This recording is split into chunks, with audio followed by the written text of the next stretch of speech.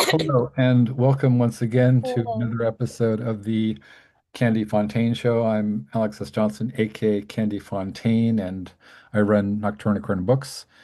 And I'm a journalist, music journalist primarily. I've been doing this for about 30 years, and I've interviewed people like Lemmy and Dio and you know, the legends. And my special guest is Michelle Sanchez, who's a musician from Chicago, Illinois, and somebody I've recently discovered through their videos. Particularly, there's a song called "Ego," and you know, I so Michelle has a kind of a combination of a sort of a powerful sort of a poppy sound, um, incredibly strong voice. I mean, you can tell that there's not a lot of like filters or effects because you can't like do that in the studio. I mean, Okay. right? And you don't use fucking auto tunes, which is just something I reject on principle, right? Oh yeah, no, Yeah, we don't use none of that. yeah, right. I'm more nasally. You're more nasally, I am more nasally and more pitchy. No joking. it's hilarious, yeah. And she's known as the Selena Gomez. So I mean, she is the Selena of punk rock, and her Oh wait, who is the Selena punk rock? you Oh are me. you are Oh, you're the Selena of punk rock, right? oh thank you. And I also appreciate that. She's one of my idols. no, right? And she's and also Michelle's other influences include Kathleen Hanna from Bikini Kill, and Yes. many others. I noticed. I think I picked up like um, a little bit of Kurt Cobain in there, a lot of Kurt Cobain, right? Yeah. Was the song "Don't Care" has Don't care. very very reminiscent. The band. I really want to start, talk about your band, which is exceptionally professional and tight and ridiculous. So so Yeah. So with that, so with that being said, I have a producer that I work with and we work together yeah. and we create the music together and we find these really talented, amazing Chicago man that we have. So like my drummer, his name is Kyle, and I don't know, he when he plays the drums, he brings like an energy that is totally different, like Mhm. so different. Like it just fills the room and it feels like remarkable. Like it's like breath away, you know? Yeah. And like throughout we had different guitar players playing in our guitars. Like Yeah. the first like Nefarious, we had Benny playing the guitars on that one. And Mhm. like Jealousy, Ego, we had a guy named Ryan, and he played the guitars on those too, which brings like a whole different like, like a different energy. So um we have like we all work together as a team and we bring our project and energy in this amazing studio that I am in right now with my producer. Yeah. That's really really interesting. Now everybody has a sort of an origin story, and you seem to have sort of like you're fully formed. I mean, your look, the ties are very distinct, right? And you even sing about the ties, right? So your these scenarios are very kind of like film noir. They're funny. I mean, like the nefarious villain is hilarious. And I actually had a Yeah, friend who was a crime and horror writer named Wayne Allen Sally, who looks a lot like the guy in the photo, who's also from Chicago, but I guess really. it wasn't that guy. But so how so w when did all of the elements come together where you said, I am, this is Michelle Sanchez and this is my look, this is my sound. So it all started from when I moved back from Florida, I was in this band called L'Amour, and they were a ska band, and I was playing keyboards with them. Mhm. From them, I got to meet my producer named Charles Masak. Mhm. And during that time, he was looking for an assistant, a recording assistant. And I went to Full Sail to study Mhm. recording engineering. And so I showed up one day in the studio and we were right he was writing some songs for anybody, right? Same Mhm. thing with like the same team that we have right now. Exactly. And he was like, "Hey, do you want to hop in one of these demos?" And I was like, "Sure." And so I hopped one of them, and he was like, "You got something there." Yeah. And I was like, "I do?" I was like, Right. I was like, you sure?" Yeah. So, Yeah. with that being said, like, I left the band to start my career and a career that I always dreamed of having it, I always wanted to be in the punk rock scene or Mhm. like alternative rock, grungy rocks.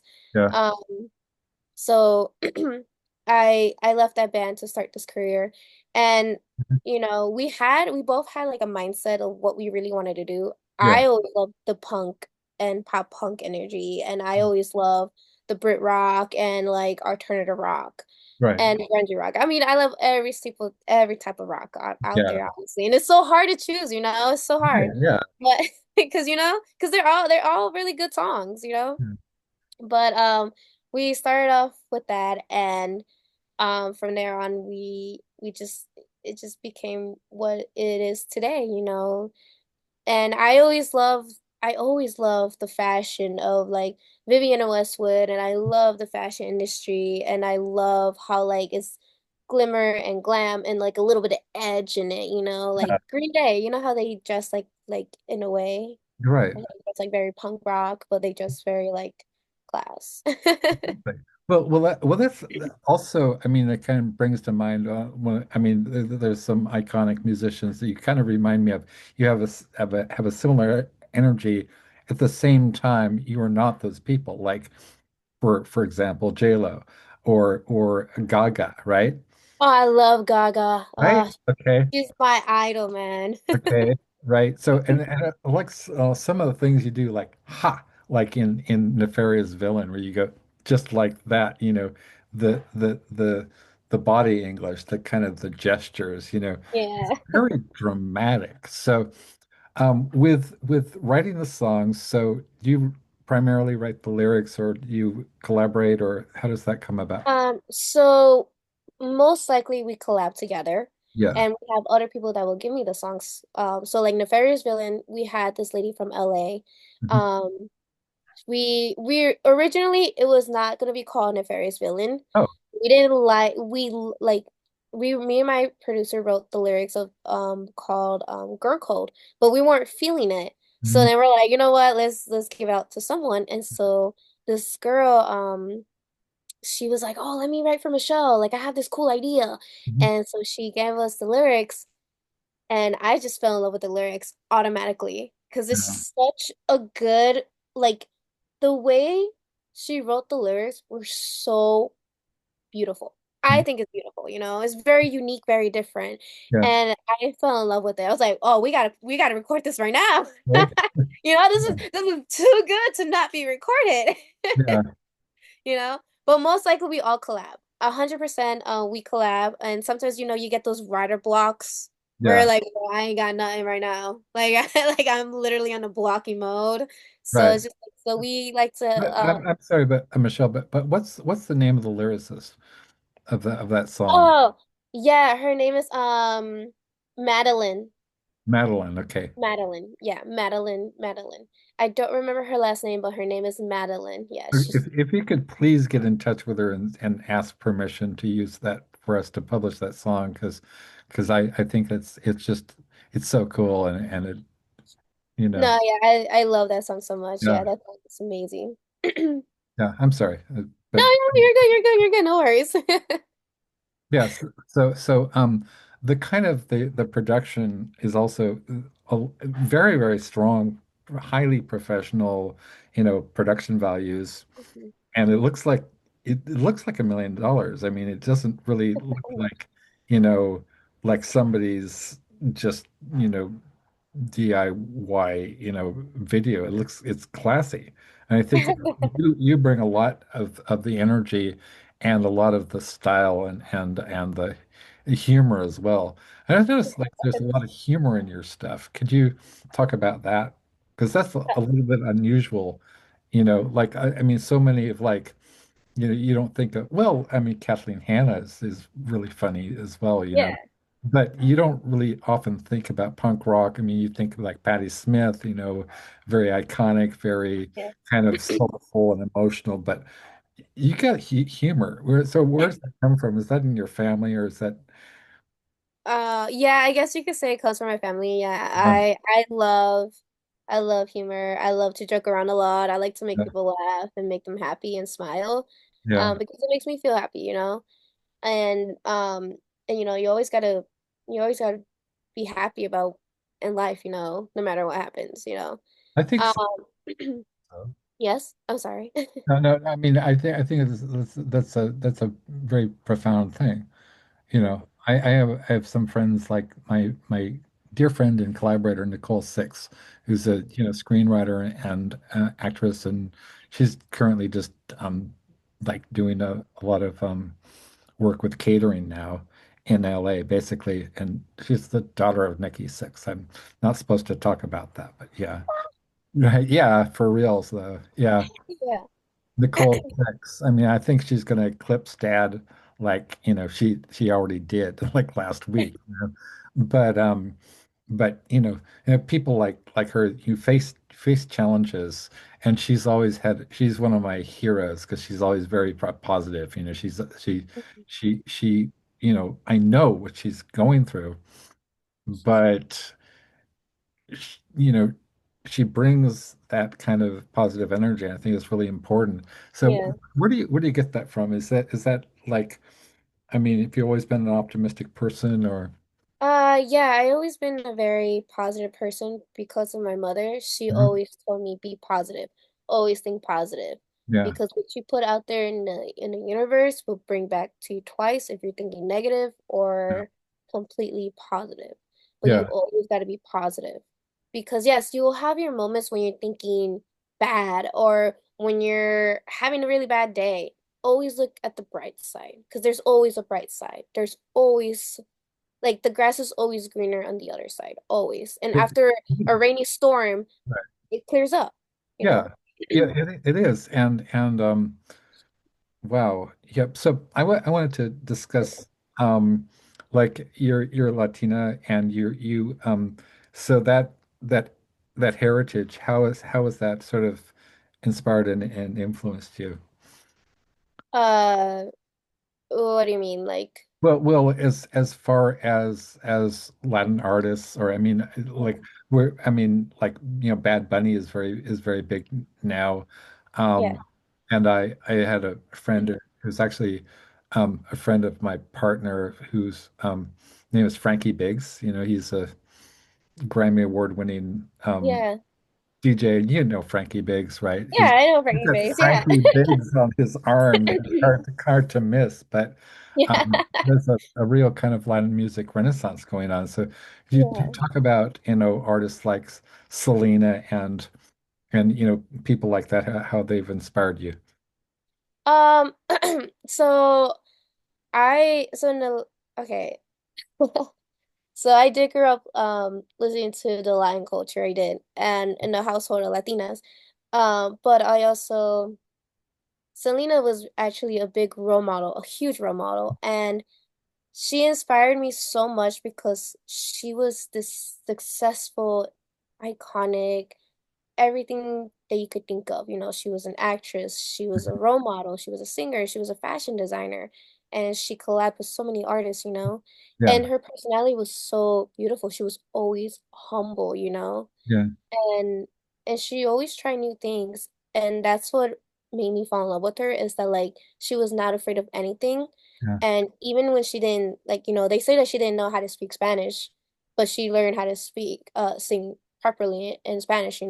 Hmm. So with that being said, she taught that made me feel like you could be anything that you want to be in this world. Yeah, And always keep your head up and don't let anybody stop you what you want to do, you know. Yeah.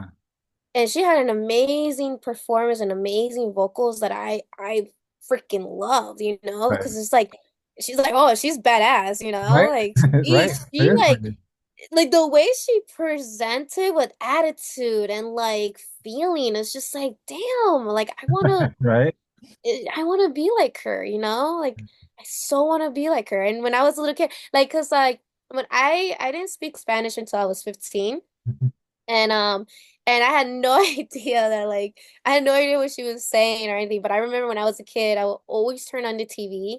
And if not turn on the TV, I would always carry a CD player Yeah. and go to the bus and Right. then wear headphones and hear Selena when I was a kid. Cause Yeah. like, you know, I always like picture her one day that I was gonna see her in concert, but my Right. mom never told me that she passed away. Yeah. Right. Wow.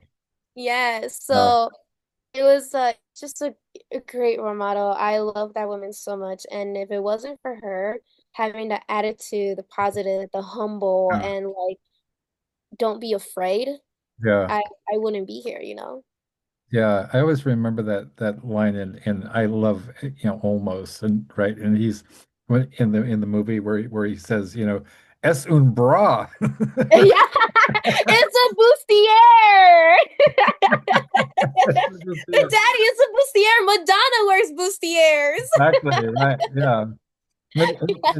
Yeah, I mean I'm not gonna lie to you. I do wear sometimes a bustier like her sometimes to yeah. represent because you know I'm like I want to show people to let them know like you know like I'm inspired by this person and I'm gonna add Right. a little person in me, you know? Exactly, exactly. So this is one of the things I really, again, I'm a fanboy of yours, and Thank you. like I said, you've got a package. You've got these distinctive qualities. You've got the fashion sense, and I think it's kind of unusual. Like most people who kind of, well, I mean, for example, I was interviewing like Tony Zanetta is a friend of mine.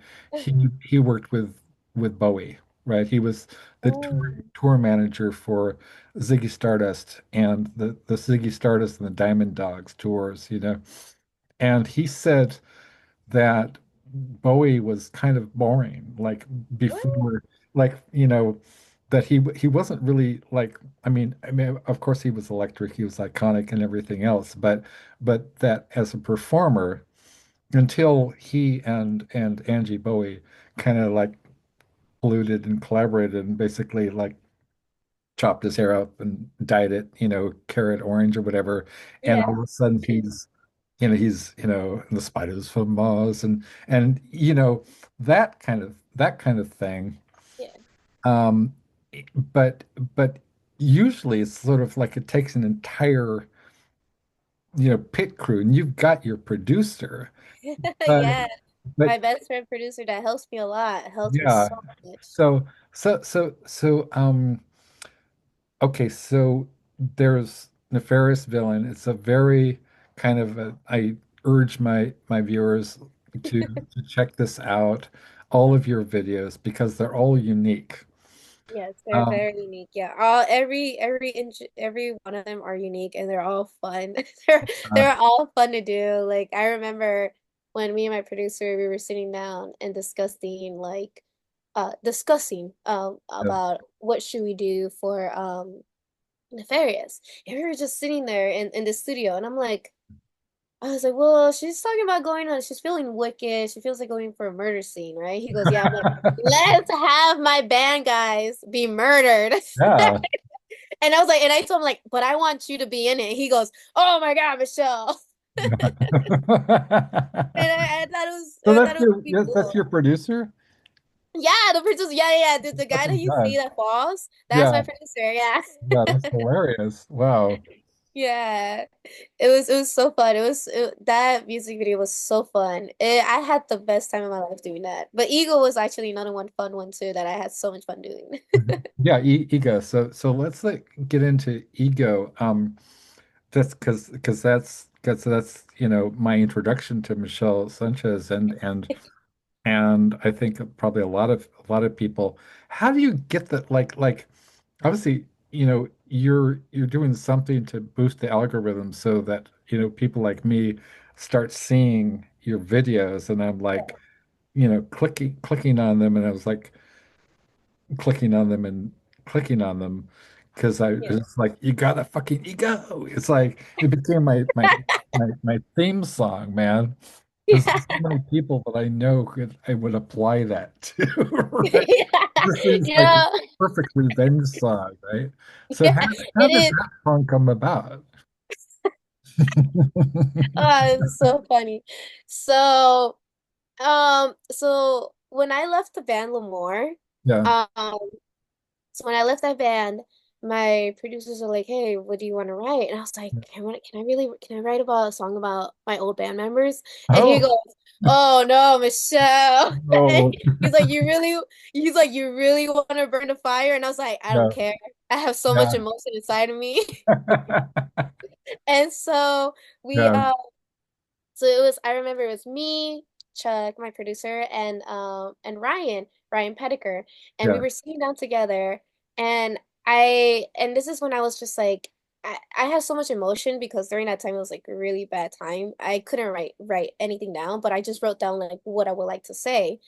And so Ryan was just like he was feeling what I was saying, and so he was writing it down, and then all three of us just started collabing with each other, and it was something very beautiful. So that song was written about my old band members because they had a massive ego when you walk in, and it's like, oh, like I don't want to be in this room at all. And I mean, they're great people, but it's just the ego gets to them, right. sometimes. And that's why we wrote down like you just have a huge ego and nobody's gonna miss you if you have an ego. Yeah, So we wrote that song um and I honestly, like, we didn't know what to do, but I honestly was like, you know what, we just spell ego. I think ego is a cool way to spell, whoa, big yeah. Oh, E-G-O, Because it's just like a little, like, we wanted something like chatting, like, what, something like, yeah, like, yeah. let's go, like people could relate to the song, to ego. It sort of reminds me of the Mickey song, right? Oh, really? Right?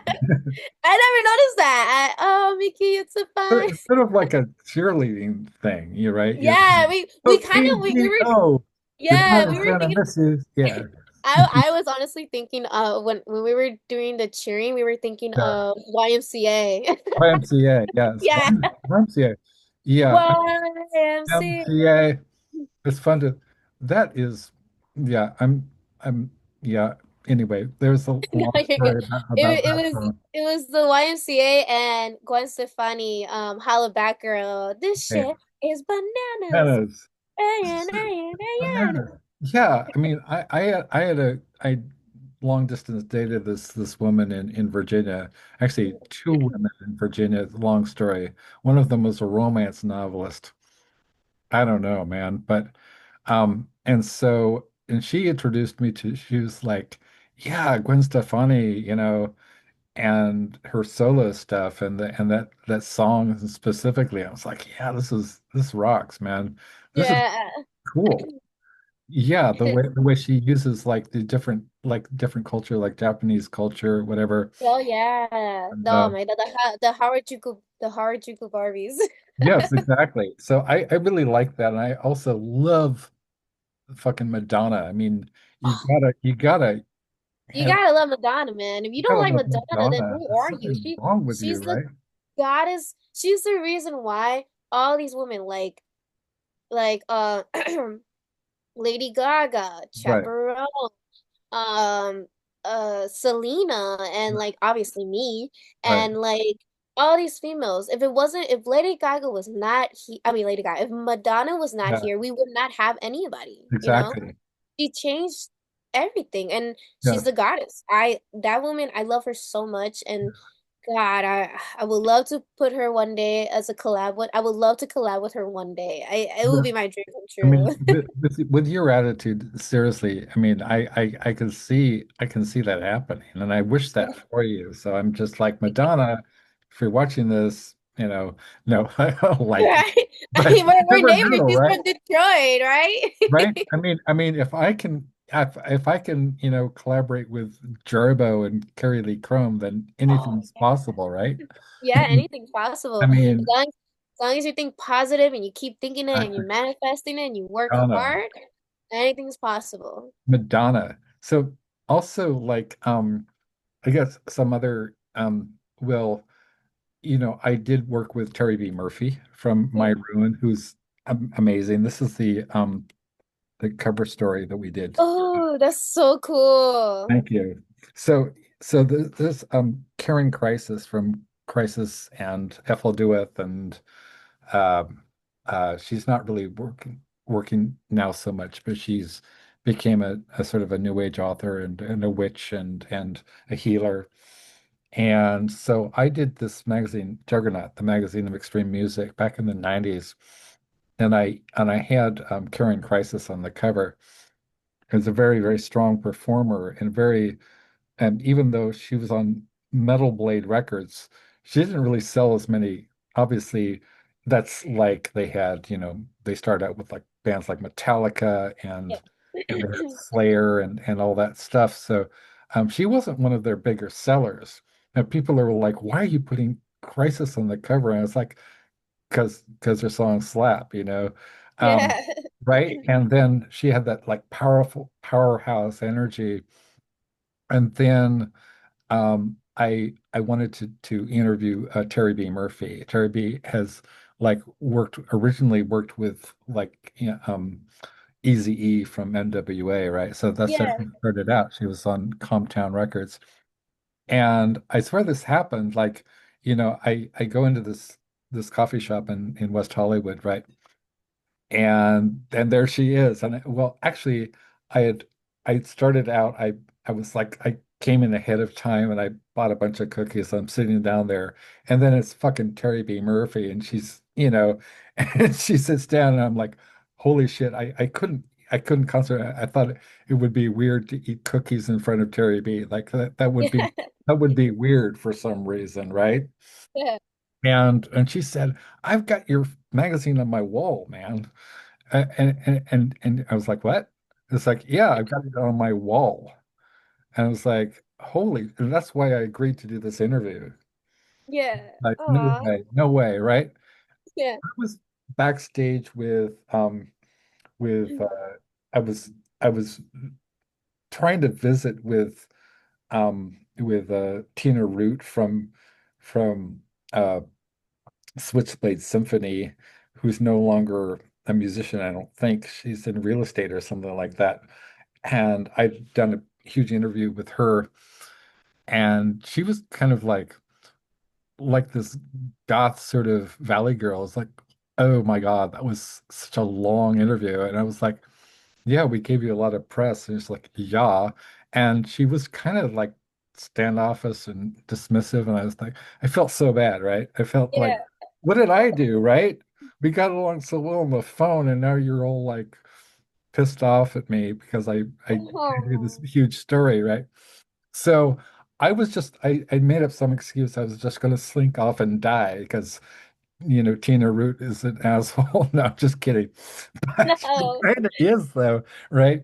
And keeping it positive. But and then I hear this, hey, Alex, I turn around as fucking Terry B. Murphy. She says, give me some motherfucker. And she's like that. I was like, no way. So Terry B. Murphy like rescued me from Tina Root from Switchblade Symphony. That's my Terry B. Murphy story.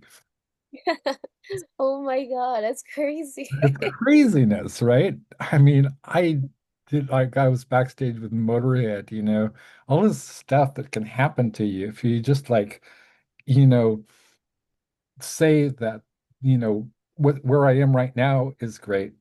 Even if it seems like it's not, um, nothing's happening. And I want to talk about some of your struggles. I know everybody has challenges in the world and in, so talk about some of the things that you've struggled with in your life and your career. You're very young, but you seem to be so together. Yes. So, um, Wow, that's a good question. But Sometimes like, it's like there's like a say that like outside you should never show what's happening from the inside, yeah, you know. So I am very put together. I do have my moments. Um I, I don't know. I mean, I could tell you like when I first before this project happened, when I was a kid, um it was a little difficult for me to start off my music career. Um, because I first started in the pageant industry and in the Latin pageant industry, and that's where I will start off singing yeah, in Spanish. So then so from there I discovered that like wow, I have a passion for singing. So I would do a lot of like to like weddings, quinceañeras, yeah, baptisms and all that type of like venue stuff. But it was kind of hard because like I would try to put myself out there, yeah, but at the end of the day, nobody would want to work with me or nobody wanted to hire me to go singing. And I don't know why, because I gave it my all, and there is like these groups of people that would take like these really talented people, yeah, and they will always tag me along, but they will always say like, "Oh, we don't have time for you to sing. You're just gonna be there." So it right, was a little struggle for me to like to get my music out there or to sing. So then obviously I took a break, went to college, and yeah, when I came back, everything's, a blessing in disguise because I yeah, get to work with amazing creative people that are surrounded by me and that believes in this project, you right, know. yeah, Um, but but I always think positive. I always think the bright side. I try not to get I try not to get in this like, oh, what happens if this person leaves? Or what happens if like, you know, like, like I try not to think of that. I try not to. But but I guess that's how I just always think positive. My mom yeah, always tells me keep going forward, yeah. never look back. You can remember stuff, but don't always look back. You could Keep going remember stuff, forward. yeah, but keep going forward. Yeah, exactly. I think it's very, very interesting that you come from a pageant background, and so you said, Yeah. um, I want to talk about what your college, but I also, I want to sort of, what are some of the lessons that you brought in from your experience with Latin pageants? Latin pageants? Yeah, Oh, they or cheat. was it just was it Latin pageants or just pageants? Because It was a Latin pageant. okay, okay, So like so they had a little pageants. So like it was a scam. oh right, okay. It was such a scam. And I so, I don't know, but they did teach me a lot of things. I'm not gonna lie to you. They taught me how to cause like so I live in the suburbs of Chicago. So yeah, I live in this little small town called Waukegan. mhm, And okay. it's the ghetto area. It's cleaning up a little bit, but it's the ghetto area. Oh Um So yeah, that's like a home-based Latin people there that lives there. So I lived there, and my mom found this like my brother was actually going to this podcast interview, and this lady saw me and told my mom straight up like you should put your daughter in a pageant. And mhm, my mom's like she's like no, it's a bunch of scam, blah blah blah blah. right, yeah, And my mom's like, well, I mean my daughter's not doing anything, let me just have her do something, you know? right, yeah, So then like my mom put me in this Latin pageant where they did teach me how to like stand proper, how to talk proper, how to like look good, how to walk and talk in a certain way. And I kind of didn't like that. I was very rebellious and very like, it kind what? of, yeah, Yeah. I was just like, no, I'm not gonna have you put me where like have me wear like look like I'm in my 30s, which I'm like in my 15s, you know? exactly. That's weird. Yeah, it's so Yeah. weird. And like or have me wear a bikini. And I was like, I'm not wearing a bikini at this Yeah, what's age. up with that, man? Yeah, Really? I Yeah. know. I was like, So like I was a rebel, a really rebel girl in the pageant industry. Good for you. And and I was the only one that would stand out because everybody else would wear like these bright pink colors. Yeah. I would wear black. Ah, nice. I Right. will be the only one wearing black and red. Ah, in the pageants. Yeah, that's awesome. Yeah. Yeah. But I mean, what's great about it is that like they taught me how to how to like yeah, how to sit up straight, how to walk properly, how to have confidence too Sure. when you Yeah. walk into a room. Yeah. And I did take some notes from that or like interviews because Right. they will always have me going out to like radios and like podcasts like this and having a one-on-one talking Yeah. about like sponsors. So Right. I'm really glad that they taught me how to be professional, how Yeah. to talk in conversations. Because like, if it wasn't for that, I would not. I probably would be like, oh, like, Yeah. ah. Yeah. I'd be like, Ikumi. I have no idea what I'm saying. Yeah. Yeah. Awesome. Awesome. So, Yeah, but it so was a lot yeah. of scam though. I could say that. There, and not to sound conceited or anything. Um, there's been times where I have won crowns in second place and first place, but they gave it to somebody else because money speaks more. So they put Ooh. everybody at the table, so they gave it to somebody Ooh. else. Mm. And sometimes like they will tell us like, oh, you need to put $500 for makeup, wearing outfits and all that stuff. And Uh, we will walk in there and there is no makeup, there was no dresses, nothing. So we had to provide everything, oh, and we would give them oh, the $500. And uh, I told my mom when I was like, Mom, yeah. stop what you're doing. This is not this is not going nowhere, you know? Yeah. Yeah. Yeah. So what was your college major? So my major was the recording engineer assistant. So it was what's the other one before bachelor's? Associates. There you Okay. go. Yeah. It was associates. So I went to Full Sail and stayed there for 2 years, but COVID hit. And so I really couldn't finish my college. Well, I did finish it, but I didn't get like the hands-on experience like I needed to. So like I was just like, oh, great. Like what else am I supposed to do, right? Everything was online. It was very little bit difficult, but luckily I did graduate. Yeah. So I studied that for 2 years and they showed me how to like record, how to set up the booth, which XLR cables I need to use, how to EQ, how to how to get a studio ready to go Yeah. for an artist that comes in, how to set up the drum set, how to set up the mics, everything. And I really did enjoy doing that. It was such a cool job to do, you know? Yeah. Loved it. I absolutely loved it. I'm not a good mixer. I don't have the ears for that. But slowly I'll learn how to do it.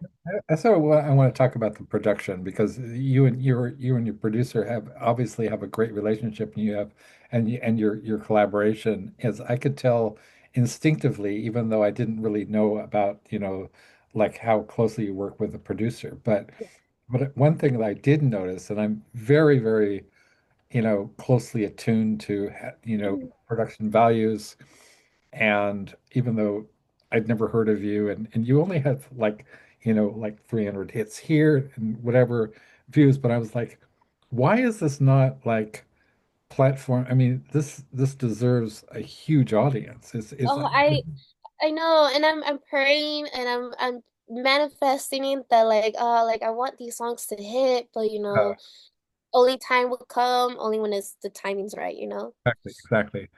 Yes.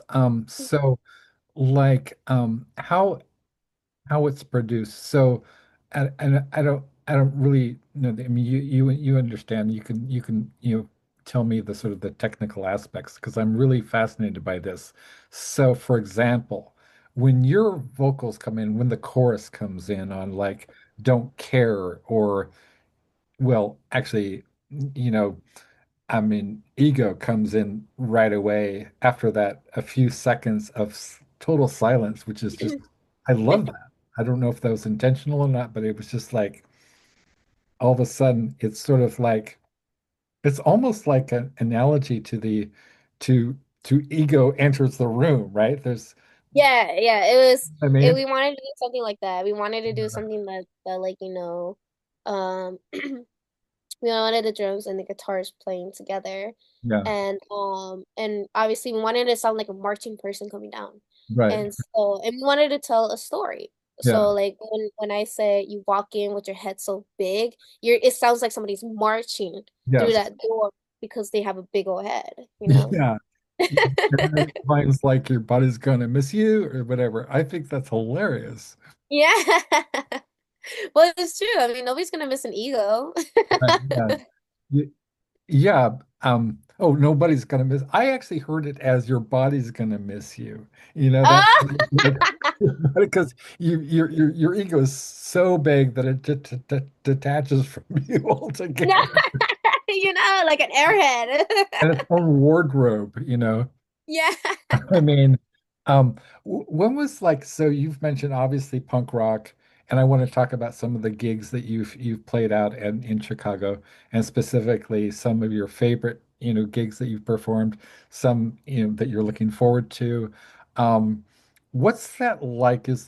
What's the Chicago do-it-yourself scene like? Is it accepting? Do they nurture, other bands? What's it like with other bands on the scene? And is there any rivalry or any kind of Um, no, there's no rivalry. Unless you do something bad, then yeah. No, I'm joking. yeah, No, there's no rivalry. Everybody's all nice. Everybody's so sweet. Everybody's very helpful. We all help with each other. yeah, Um, in the Chicago scene, I feel like we're growing. I mean, it never died down. That's the thing I like to tell people. I think the Chicago scene for punk rock music or rock music, I don't think it ever died down. I think we're getting stronger and yeah, bigger and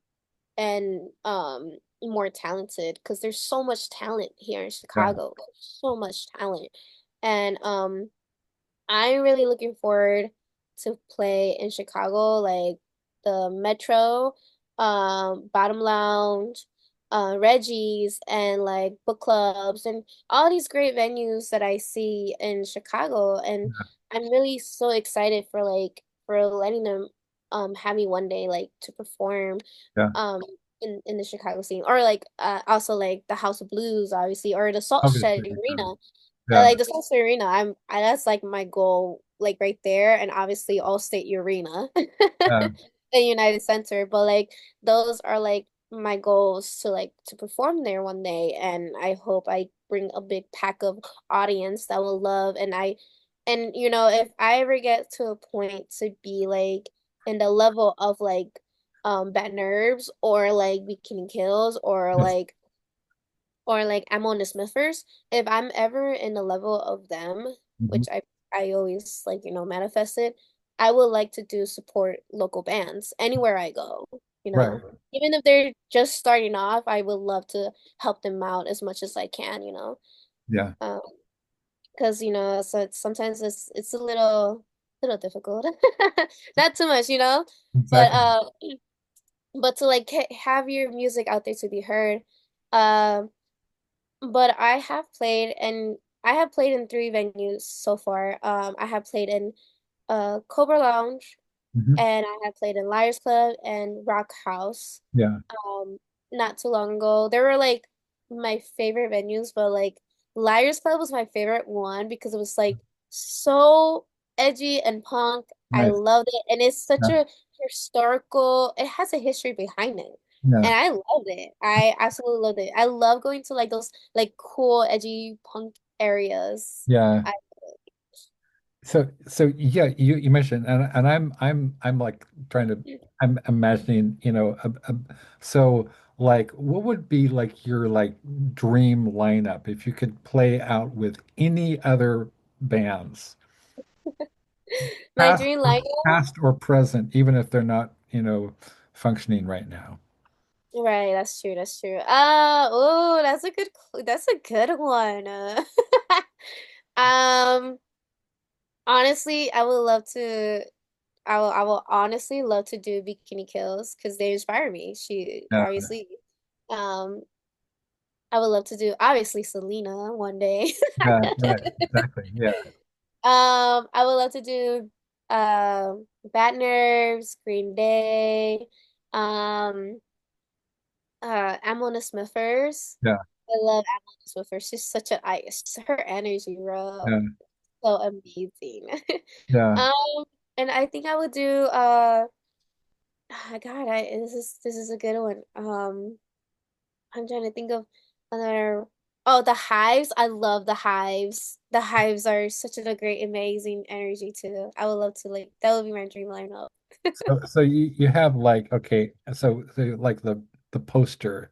So you're giving me the poster, right? Michelle Sanchez, and it wouldn't be like in order of appearance either. It'd be more like Michelle Sanchez, Amel and the Sniffers, Kathleen Hanna, whatever.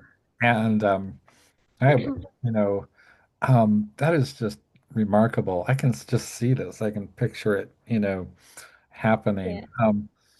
What about like Green Day or I do want to open for Green Day. I mean, if it yeah, wasn't for them, I would not be here neither because my brother introduced me to Green Day. yeah. And I love his attitude. I love the way he plays guitar and his presentation is just like so badass. Like my goal is to open for him one day. That's badass. And of course, then eventually, you know, you're the headliner. I mean, you know, pay your dues and you get to be the main person there. So like okay, so you mentioned a lot of people that have inspired you, particularly with punk rock. And I always think of Rollins, I think of how much Rollins has done for just in general, but and he was talking actually in the Lemmy movie. He was talking about like how Motorhead was kind of you know it was safe to listen to it even if you were a punk rocker, even despite the fact that they had long hair, whatever. And he was talking about sort of the gospel according to Johnny Rotten, sort of like, you know, but the punk rock says, and then he says, but damn, you're losing Motorhead. It's like, damn, you know, I like, Yeah. I am a Motorhead fan, I am a Motorhead fan too. Um, so, he actually taught Sid Vicious how to play bass. That's one of the like Really? he's kind of like one of those transitional figures from between punk rock and metal because he was Yeah. there before anybody else. Yeah. And so so you've talked about some of the Riot Girls. Um, like Kathleen Hanna obviously is iconic and Yeah, she's with Rebel Girl alright. and all the songs, man. Also, she's a very, very much very strong um as far as you know keeping things safe, I think, for women, Yeah. especially in the scene, right? And very and kind of and also like the punk rock. I got this friend who was known as the light bulb kid. It's a Japanese guy. And I keep Kenny something or other. He was the if you ever seen the movie The Decline of Western Civilization Part One. I think so. I think so. He's the light bulb kid in it, and he was like a roadie for Circle Jerks. And Uh-huh. now he's living in Yokohama, Japan, and he does punk rock radio. Actually, you should I should like connect you guys up because yeah, I mean, I know they would love to have you on the show. They've got I would love to.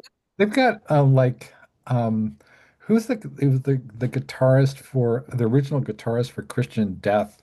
Rick Agnew is actually part of their crew, right? So I think that would be I think you'd be perfect for them because they're I mean it's literally called punk rock radio. I would love to. That would be so Okay, great. so I'll make a note to myself, Thank you. Kenny. And I'm so sorry if I'm coughing. It's that time of the Oh, season in Chicago where we oh, have like the right. slick going around. Yeah, that's all good. So Kenny, this something or other. He's got a Portuguese surname. So yes. So I'm sorry, I'm babbling. You're fine. Like what was the first time you heard some punk rock? Where did you hear it and what did it how did it speak to you? So when I first heard it, my brother, um, he had a burn city because he will always burn cities at Yeah, the public library, and he will like be like, "Dude, listen to this new listen to this like new CD," and I yeah, was like, "Okay." He's like, "They're called Green Day," and I was like, "Okay," and yeah, so we sat there and we heard the "Do you have the time right. to listen to me whine?" Yeah, And from there, it's just like I heard from that, and I just fell in love with it. But I also my father he will listen to classic punk like The Clash, oh yeah, Sex Pistols, and I'm drawing blanks right now. The Misfits. So like my dad will like listen to that hardcore punk. yeah, So I grew up listening to classic punk music and I fell in love with it. And then like I said, my brother introduced me to Green Day. yeah, And then from there, in high school, my freshman year, I got introduced by Spotify, and so I remember saving what my brother showed me and then what my dad showed me. So I put them all in like the Spotify, like my playlist, yeah, and I was like, this is baby me. I was learning little by little, right? And yeah, I was like, I don't hear any punk girls. Let me look up punk rock girls, and that's where I discovered Bikini Kill, right. Rebel Girl. And so that's when I discovered Riot Girl era. Hmm. And so I was like, oh my God, like I love this. Yeah, So when I heard like these females singing and like the Runaways, like right. I loved it because they remind me that what Selena had, Right. attitude, Yes. and they had passion and they were writing stuff that what they felt. But Yeah, it had like the guitars the drums you could hear it and I was like yeah like this is what I love yeah like yeah, this is what I truly want to be exactly. Exactly. So I don't know if you had a chance, check out like Ringling Sisters and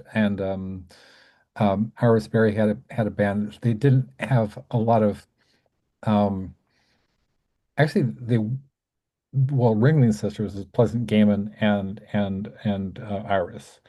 And Mhm. they were one of the first all girl, all women bands in punk rock. There was Oh and there was like X started around was like 1979, 1980. So they put out the Los Angeles, right? And then you had oh like yeah I know Ex Los Angeles yeah I know that right? band I love that band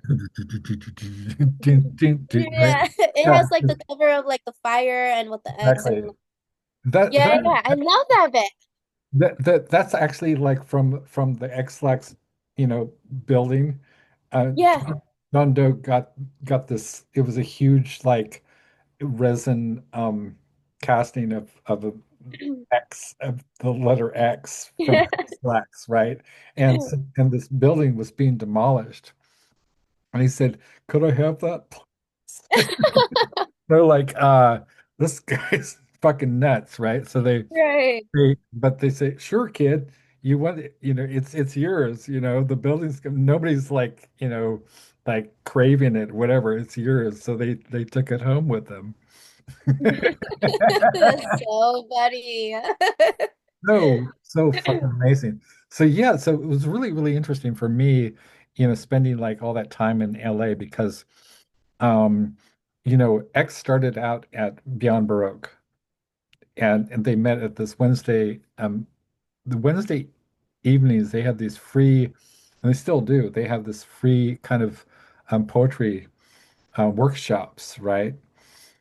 And there's so many punk rock people who were associated with that. With Beyond Baroque, and like Iris Berry was on the board of directors, and then she started Punk Hostage Press. So yeah she's still, and she's worked with a guy named A. Razor, who's a sort of a felon, or it was actually a convicted murderer who used a razor to yeah commit his homicides. But he's an incredible poet, and they put out a book called "Better Than a Gun in a Knife Fight" by A. Razor, right? So Punk Hostage Press is literally called Punk Hostage, and then you have Rollins with started the is what was it 12 got it right here This is Ellen Mabey, by the way. This is my dear friend. It's this 21361. Wow. And it's Rollins literally his imprint, right? Oh, that's so cool. His birthday, right? This is Mhm. Ellen Mabey. This is actually another copy that I got. This is not signed to me, but this is Ellen. She's kind of a hippie, she's a really free spirit, right? Yeah. But Rollins wrote about her, uh, a, a a great writer and a true gem. And this was actually, um, I love bragging about her. Is actually published by Rollins and it's edited by Exene. You can't get more punk rock than that. You could try. Right. They've had people like, Patti Smith read there and all this punk rockers, man. There's something about that. And Mhm. the LA, the whole LA scene you had, and also a lot of overlap, because I also love bands like Christian Death, and I Mhm. actually interviewed Jatan Damone and Roz Williams, Wow. right? Back in the day, man. Some of these people like Roz died in 1998, so it's long, long, I mean, just like incredibly still very, very powerful and very influential for people to this day. And Jatan, I actually had lunch with Jatan Damone. I just like, oh my God, right? So there's a lot of like resonance between like death rock and punk rock Yeah. and bands like Bauhaus and the Runaways and Motorhead, and they all kind of like part of the same ecosystem. Yeah. Yeah. And I was wondering what it's like for Chicago, what the punk rock ecosystem is like.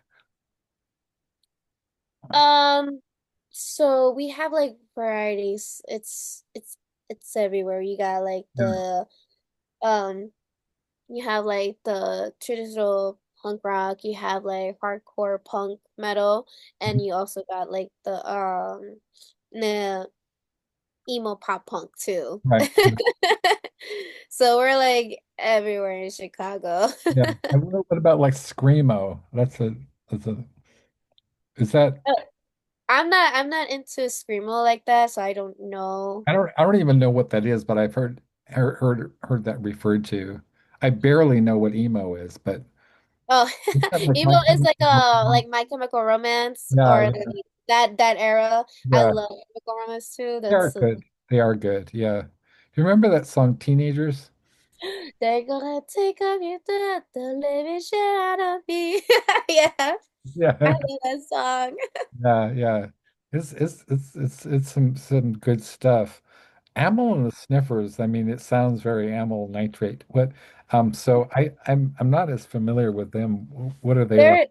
They're they're from Australia Oh, and okay.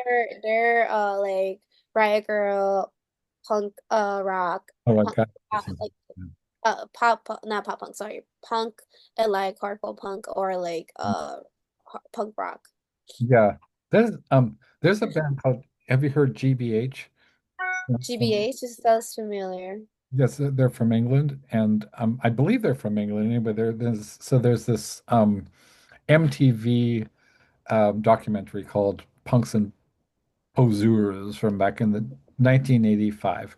And it looks like basically it wasn't even edited. It was sort of like patched together. They had, like I said, Iris Berry and Pleasant Gehman are sort of like sitting on their bed, being iconic and talking about how the scene is really not the same as it was just, because now people are just like buying their punk rock t-shirts and with their daddy's credit card or whatever.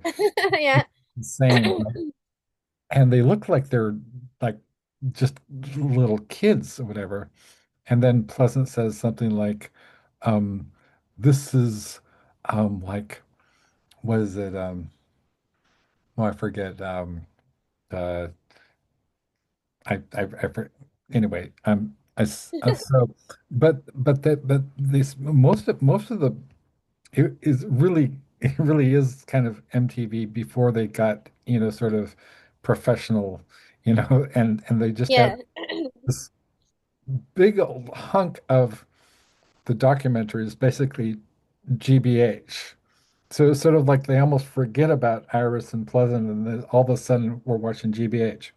One thing I really noticed about this band is they had a lot of stuff that you could see some of the some of the kind of the raw DNA of bands like that came around earlier, but sort of around the same era, like Motley Crue, the Oh yeah. sort of like the Nikki Sixx hair, right? The Yeah, yeah. and and then the Lemmy Bullet Belt. So Yeah. it was also very I I I was like, wow, GBH is amazing. So I really, encourage you to check them out if you haven't heard them. Yeah, absolutely. Um, I think I might have, like, when your brain is full of exactly. like artists and everything, you're just Yeah. like, wait, I think I have, but I can't I can't. And they're fast, they're punk rock, but they're also metal, and they also reminded me of Iron Maiden. So they got Oh, Iron all that Maiden. stuff, right?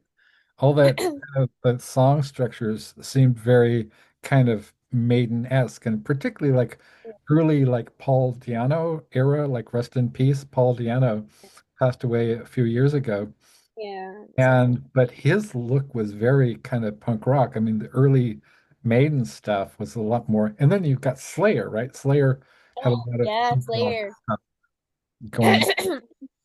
I really think it's easier these days where, there used to be this huge kind of like, oh, punk rock and metal, like, but now metal is more mainstream because of bands like Metallica really, you know, doing all these Mhm. covers of the Misfits and so really kind of bridging that, crossing over. Yeah, I think it's just like I feel like I don't know how to explain it, but I feel like, I mean, I think everybody there's people who likes to collab both of them together because you like the metals and you like punk and you can combine them two together. I don't Yes. think there's anything wrong with that. Yeah. That I mean, it's definitely. I mean, it's Lemmy would always say, "We play rock and roll." It's kind of like he would say like, "I remember before there was rock and roll," and you know, like the first time I met him, I was just like, "Oh my God!" So I was doing this magazine, Juggernaut, right? And I was introduced to him by Tequila Mockingbird. Oh, And so I was like, holy shit, it's Lemmy. We were at the Rainbow, right? And yeah. Tequila's like, this is my friend Lemmy. And I'm like, holy shit. And she said, Alex does this magazine, Juggernaut, whatever. And so he said, "Oh, what's Juggernaut?" And I said, "Well, it's I I temporarily just spaced out because it's literal Lemmy. What are you gonna do?" Right. And it's like, what's Juggernaut? And the club was packed. And so I said, I the only thing I could think of was it's like extreme music, but I forgot that it was extreme music, and I said extreme metal. And he just said, "We play rock and roll," and left. Oh my God. I was like, "Oh no, I No, I fucking messed it one up. chance, right? It's Lemmy." I fucked it up. And then I had another chance because I wound up at the bar, right? So I'm sitting there, and there's Lemmy again, and it's like, "Oh, you're here again." I said, "Yes." And I said, "Whew, he doesn't remember me." Well, he does, And so, I said, "I really liked the show you guys did at the House of Blues, man. That was like exceptionally good." It's like, "Oh, well, thank you. We really enjoyed performing that show, right?" And Yeah. I said, and then it's like, "Quit while you're fucking ahead, Alex." I was like, so there was a lot of violence there, and he just sort of like. Well, in the United States, you graduate people who don't know how to read. Oh, oh I my was like, goodness. I was like, and then he turned around it again. I said, I had two chances. and I'm supposed to be a music journalist, and I wasn't. I was like, what's your magazine called? And Oh my God, that's hilarious. it was, but he was the, I mean, I met him many more times, and he was the nicest person you could possibly imagine. He was such a Yeah, sweetheart. Like he was just generous and funny and just made you feel like you were a person. He recognized you. It didn't matter yeah, if you were whatever, and people from all around the world and everybody I've ever talked to about him said they thought exactly the same story. I mean, it didn't matter if you were a rock journalist like me or you were just a fan. You could have a beer with him and he would tell you about, usually he would tell you about his black girlfriends. He'd be like, yes, I'm thinking about getting back together with my black girlfriend, Alex. oh wow. And it's like, yeah, we were talking about that last. They really like he was like he was accused of being a Nazi. It's like poor Nazi me. I've had six black girlfriends. It was just it was like there's some people who's He like was just so down to earth. He was very down to earth. And, exactly. And then there's so some people you're sort of like their feet of clay. Like you think that and immediately like I had one encounter online with Willem Dafoe, right? So I was like I messaged Willem, real actual Willem Dafoe, right? I messaged Willem Dafoe and I was sort of like going on because this was right around when Nosferatu came out mm, and 2024, the remake. the This is the remake of remake it. of the remake, yeah. And I was like, hey, blah blah blah, blah, journalist, blah blah blah, and horror guy, horror author. I'd really love to interview you. And he said he just um he wrote two words and it was like I charge. I Mm, charge. I was like, wow, I charge, huh? And I was thinking, yeah, literally nobody I've ever talked to has ever charged me to interview them. This just seemed like, okay, right. you played Jesus in The Passion of the Christ, eh, you know, but I mean, it just, but you, it, well, I interviewed John Carpenter, right? Right. So never once during our conversation did John say, you know what, this is going to cost you, man. Right. It's so weird that he said that. I'm sorry, I'm just babbling here, but No, you're fine. You're fine. okay, I love it. I love it. okay, cool, yeah. Um, so the fashion sense, you mentioned Vivienne Westwood, and you've got this couture, you've got this ensemble. And I also want to talk about some of the other songs. So I don't want to give any short shrift to some of the other songs, like Jealousy, for example. But in every your different videos, you've got a different ensemble. Like for the Ego one, you got like the tight brown suede leather thing. And it just, you know, you're looking sharp. You got that. It's almost like, in a way, if I don't know if this makes sense, but you're sort of incarnating ego. Like your persona is sort of like the obnoxious ego that you're being. You became the ego in a way. Does that make any Oh, sense? yeah, the music video for Ego. So that goes back to my band. Yeah, Um, I was not allowed to wear any color, only black, only and I black. wasn't allowed, yeah, and I was not allowed to outshine the lead singer.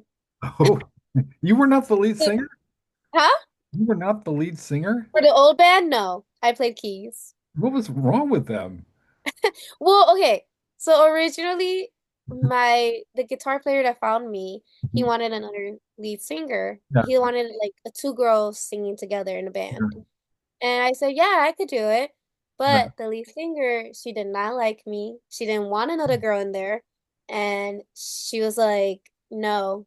I want to be the only girl in this band. Yeah. And so that's why I kind of acted like an ego with the music video. That's why I wore all red Oh, okay. because she was the only one wearing red. And Oh, yeah. that's why I was like, You I'm had to gonna be wear black so you wouldn't outshine her. red. Huh? You had to be black so you wouldn't outshine her, and you just like to stick to the keyboards because you're not the star, right? You're not. Yeah. So which is fine. I mean, I didn't mind. I was like, yeah, I could Yeah, wear black. I don't mind. That's all I have. exactly. And then I was like, yeah, sure, I could absolutely, there's multiple ways of wearing, other than wearing all, you could wear all black, but you could style it, you know? And see, that's you're kind of you're subversive, right? You Yeah. people say these, give you these rules, and you're like, yeah, but you could do this with it. Yeah. Literally, I'm like, okay. So like when I got to perform with them and like I went to New York and perform in New York. I forgot the venue, but I got to perform with them in New York because we Yeah. were opening for Pation Rococo, a big ska band, Oh, a okay. Latin band. Oh yeah. Lamore Band was a Latin band. I forgot to mention that. Anyways, so with that being said, like I would wear black, but I would wear like something very high fashion or couture. Right. And it would be kind of like punk, I would wear something very punk. I would wear like ripped jeans with like Yeah. harness and like a cute boutiere Right. and with It's like my so pigtails. bra. No, just kidding. This No, is a bra. And like I would wear that. no. And she did not like it. She would give me a stink eye. She'd be like, and then she would go back and change Mhm. because what I was wearing was outshining her. There And it my is. guitar and the guitar artist would tell me like that's what you're wearing. And I'm like, yeah. He goes, I will wear something else because you're outshining the singer. And I was like, What? I was like, what? That's I was like, hilarious. this is all I packed. And he goes, okay. And then he just walks Uh, away. I was just like, okay. And so that's why in the music video in Ego, there's always a scene, the lead singer, well, in my old band, she will always come and perform. She would do her makeup and do this all the time and like get ready and do this. huh? And that's why in Oh Ego, you my can see me God. doing this. Oh my God. Yeah. Yeah, so that's why I went like this and I went like that because she had this big ego. And that's why I was wearing the all black, all red, like All red. blazer with the black, like, stuff like that. Because I was doing little reference of like what happened in that band. And like I said, I had so much emotion inside of me that I Oh perform it yeah. into an art. It really comes out. And it's also like, so all of your little, so like I love the in Nefarious Villain where you go, ha, Oh, or like that. or it's like, or you giggle a little bit or whatever. Is that like choreographed? I mean, do you plan that out, like when you're going to do that stuff, or No, I feel it. I uh get into character. I get into Right. character. Yeah, Yeah, because I get into yeah. like I feel the music and when I read the lyrics and I'm just like, oh, and I go, ha, and I'm like, ooh, I can do so much with this. So Yeah, I just feel the music and I get into what it's calling for and what it's asking for. So I get into it. I become one with the lyrics and with the music. yeah. Yeah, The unless it's like, unless it's like ego where I'm like, okay, I know what I want to do. Everything's already choreographed in it yeah, because I yeah. already know that I'm doing little Easter eggs and throwing shade because I'm not a shitty, like, I, like I'm talking shit in the music video. I God, one day they're gonna like you're gonna be super famous, and this story is gonna be legendary, and they'll be gonna like shit, man. Well, actually, another thing too, jealousy. It's also about them too. I could tell, yeah, kind of, yeah. Funny, Yeah, it's yeah. about them because they're all jealous because they're all in their like some of them were in their 40s and the lead singer was 35. When I went in there, I was like 20 24. Holy shit. And so like she didn't like that. That's why I'm like, They didn't like the fact that you existed and you had an age. I mean, like that's fucked up. yeah, yeah, it is fucked up. And I stuck. I was there. I was there for like for 5 months since like February to like October. And I was like, and I just said I had enough. I had enough, you know. This is Uh, not for me. About vanity, right? Wow. Shit, 40 is young. I mean, Yeah, 40 is young. Yes, 40 is really young. Um, but she just I don't know, like she started opening up to me like later down the line, but then I was like, why? You know? Mhm. Like you know what I mean? Like why? Why do you want to be friends with me now that I'm leaving? You want to be friends with me? Yeah, this is weird, right? You know, Yeah, I was like, never change no. of heart, you And know. yeah, and also like another thing too is so like yeah, they were all jealous of me. They were very jealous of me, so that's why I wrote jealousy and like we wrote jealousy. Oh, and so we were just like there and we were like, okay. Like, my producers are like he was like, you want to write another song about them too? I'm like, yes. Yes. Yes, like, Yes. yeah, that's hilarious. And just, having some insight about the background, the origin story is just makes it more fun. So I Yeah. think for your fans, it's going to be like incredible. And th those stories are going to be like the stories that you tell to Rolling Stone. I just know this. I just know this. The so the kind of the ensembles and I let's see what was I want to talk about Don't Care because that Don't Care Okay. also, yeah, so and going back to the Okay. production, right? How on just purely like wonky level, um so when you have this when your voice I don't know if this is how you would describe it in technical terms or what's actually going on in the production. So I'll just try to describe it as best I can. Maybe you can help me. Um, so you've got the when your loud vocals come in, like in I Don't Care or Nefarious Villain, where it's just like it's this wall of of Sanchez. Okay. Um, what do you do in the production where it's like the it sounds louder in the mix, but it's also obviously there's there's aside from EQ, Oh, I see what you mean. Okay, I know what you're talking about. So when there I'm singing isn't very like loud, the this is effects. okay, yeah. Yeah, So, you always want to sing in your like, so with that being said, like you always want to sing powerful, right? right. And you always want to sing in key, or you always want to sing in a key. So you could sing loud all you want. Yeah. It's just we compress and turn down the volume on Oh, our side. mhm. So we control that so we could get a good quality mix. Yes. Okay, Mhm. that makes sense. Yeah. So Yeah, so like for instance, like what like Whitney Houston when she's belting, she's right. loud, right? Yeah. But like they already have everything set up, like the mix faders, they have the compressors already ready to set it ready to go because they already know how loud it is. So we adjust the volume on our end. Mhm. So when we mix it, we could like adjust it loud if we want to or adjust it low. So are you saying that the compression, etc., is all set up for you in the first place so you don't so you're Yeah. when you So sing we call loud it like set the balance. yeah. Yeah, because it's called let's get the levels. So the Oh, levels okay. is like Right. hearing the level where you're gonna sing high. So let's say you're singing, you're belting, Yeah. it sounded very distorted. Like, oh my God, like the level's not in yet. Right. So we distort it a little bit.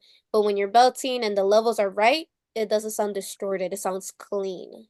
Okay. Yeah. So unavailable. I hate unavailable. Just why? Um, so, so there's uh, Don't Care is another very, very powerful song. And I spend, you know, I like to get into detail about specifics, about songs. What were some of the inspirations for Don't Care? And that again sounds very personal. Yes, so Don't Care is very personal. So with that song, I um when I started um it goes back to like my childhood and a little bit of like um what I'm doing today. People would tell me that like what you're wearing is not punk rock enough, or like yeah, because they're like that's too clean, or that's too, like you won't fit in because of what you're wearing. And I was like, what? Like I don't care what you think. I'm Exactly. being me, I want to Right. be me. I want to be comfortable in my own skin and want to be accepted by whoever. And I want to, and when people said that, I was like, you know what? This goes out for the people out there. That's, you got to say, I don't care what you think about me. It's my Mhm. life. And I'm gonna do what's gonna make me happy. I Yeah. don't, and also it goes back to when I was a kid, like you know, my how do I say this? Like I had some tias, like aunts that would say that's not very ladylike for you to dress Right. like that, or to play video games, or to hang out, or to do anything. And I'm like, I don't care. I don't You know? care. Yeah. It's so this is the song for people out there to shout out saying like, I don't care, it's your life, and you do what's gonna make you happy. Yeah. Because at the end of the day, it's your life, you Yeah. know? Yeah. So also it seemed to be like a lot of sort of like, gender expectations or, a woman's got to smile, you Yes. talk about So that. so that line, I said that because it goes back to like back when my mom would tell me her stories when she grew up in the traditional land Yeah. house in Mexico. And she said like, sometimes women had to just sit there and smile. And I'm like, no, like, don't, like, what are you talking Yeah. about? So I told my mom, and so I wrote that line down because they say a woman had to smile to hold everything in Right. and say, it's gonna be fine, because they're not allowed to break, you know? Right. And that line goes out to like anybody. That line could go out to a man too, where, Yeah. what they say, men don't cry, because Yeah. if they cry, they're wuss. No, Right. you're allowed to cry. You're allowed to have Yeah. feelings, you know? Yeah. Yeah. I So think like, it's very positive that what the message yeah, is sending out. it sounds very negative, and it sounds very like, but in reality, I'm trying to like put it in a positive way, saying like, just shout it out, saying, I don't care, it's my life. I don't care, it's my choice. Yeah. Don't let society get to you, and don't let society tell you what you need to do. And Yeah. that's why we wrote, that's why I kind of said society is killing me, because I don't want to be like, you know, and like me growing up in like the Latin community and Right. Waukegan community, like everybody has kids at a really young age or get married at a young age. And I'm Yeah. like, and my aunts and my friends, they would do it, and they will always tell me like, you got to do it soon. And I was like, no, that's not what I want. That's your society, and that's Right. not my society. Yeah. So it sounds like you always had a very, very strong sense of yourself. Yeah. Who are some of your like we've talked about musical role models. Who are some of your other role models? My other role models, in the music, or like Or in general? in Yeah. general? Well, my mother's my role model. Yeah. She taught me how to be a tough, independent woman, Yeah. to shoot, like, always believe and fight for what's right for you, and Yeah. don't let nobody step all over you or take away what you have. So she's like my biggest role model. Yeah. That's Um, cool.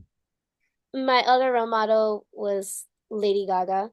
Lady Gaga is my hugest role model because, people bullied her and she didn't care. She had this like, bully me all you want, like she had like this she's like whatever. Right. Yeah. So she's like a big role model for me. Like, I love that woman. Oh. Yeah. What's not to love? So yeah. So she has that story about how when she was, um, I guess I guess people on social media picked on her and Yeah, had they like did. like a you know girl least likely to succeed. Yeah, they did. The fuck, man? I It's remember, and remember yeah, when like people would say she had a dick? yeah, right. And she, Yeah, yeah, and you go didn't ahead. see her like break down, cry, or anything. She just said, "If I have one, I have one." You know? Have you seen? I'm sure you've seen the sort of like loop or whatever. It's like the that montage video where they have all the iconic Gaga utterances, right? Gaga cord. Yes. Who was the journalist who asked her that question? It was a very awkward question, right? About having a penis, and she's like, "Well, maybe I do." And she just looked at I him. can't remember. I can't remember. I know it was a late night show. Yeah. Someone told her that. I can't remember which one. It was a late night show, and they interview her Yeah. that, and she goes, "Maybe I do," and I'm Maybe like, I "Oh," do. Yeah. Bring it. and I love it, and I love that.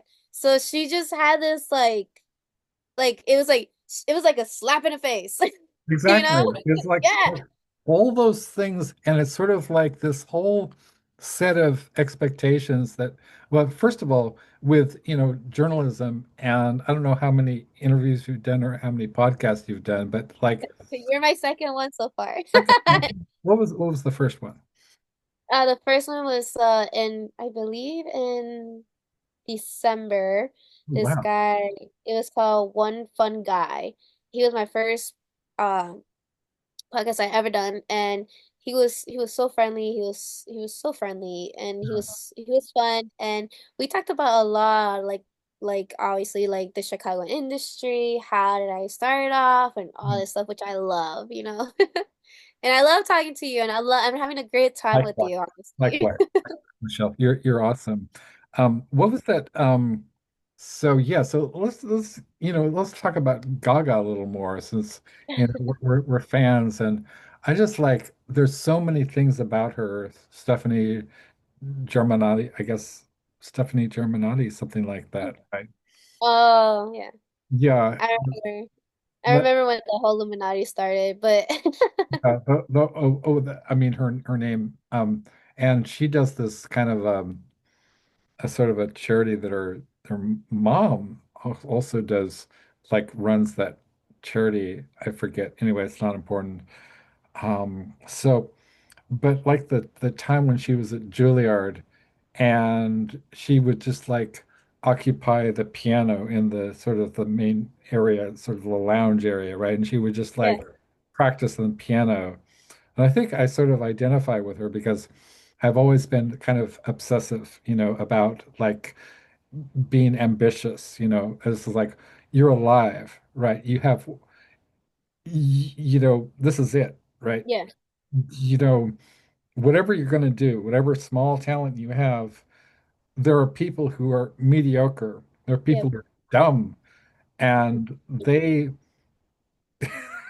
they make lots of money. They become really famous for whatever.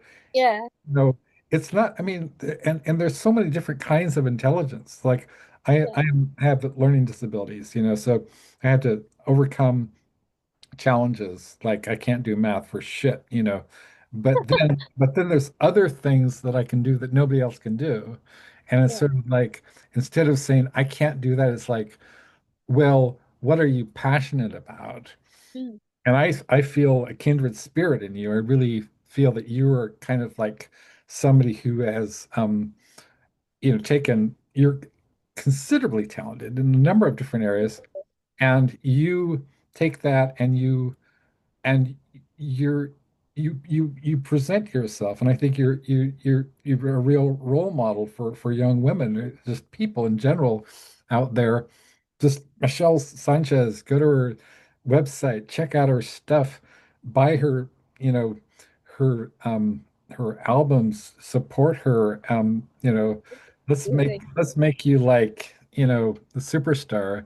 Um, so uh so the couture, that's when did you start noticing like fashion and ensembles and this goes with that, and or I could do this with that, like you mentioned all the things you can do with black. Example, Yeah. right? So I discovered fashion when I was I believe 10 10 Uh-huh. or 5 years old. Like Yeah. 5 or 10 around there. Yeah. Between I guess. Because I used to grow up playing the dolls Bratz. Yes. And I love the Bratz, and my favorite one was Jade and Sasha. Right. So they were very unique and very like, oh my God, I love them. Yeah. And obviously, that's where rolls into Selena because I grew up watching like loving Selena, and I saw Yeah. how she designed her clothes for her shows and her interviews and everything. Yeah. And I love that. And so when I was a little kid, I would like always grab my mom's socks and her gloves, and I would cut them and I would make them into cute little dresses or little beanies for the boys. And Uh-huh. my mom would yell at me. She would be like, "Meet and I will be like, yeah. She's like, what did you do with my socks? I don't have no more socks to go to work. And I was like, oh, look at And then I would run to my room and grab my dolls and be like, look, ma, I made this skirt, I made this dress for my dolls.